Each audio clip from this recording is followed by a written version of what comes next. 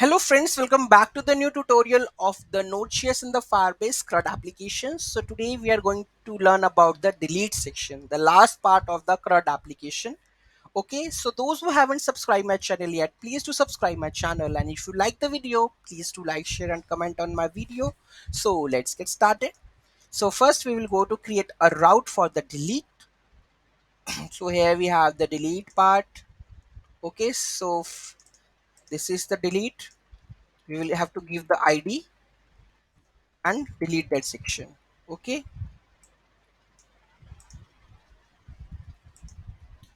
so delete on the behalf of id, we receive a request params id, then call the delete data. Okay, so let's check the delete method also. So this is delete data.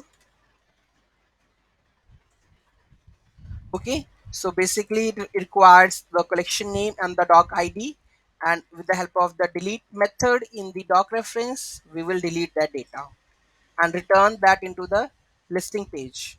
Okay, save this. Try to run this part. Okay, and try to check. Okay, so I'm going to delete the last record. So here you can have three records. Okay, then I'm going to delete this one. Are you sure? Delete it. Okay, and let's check here also. Node.js, only two records left. If I go and delete the another one, okay, so you can see the record is automatically deleted over here. Only the last record is left, that is Rajnikant 1993.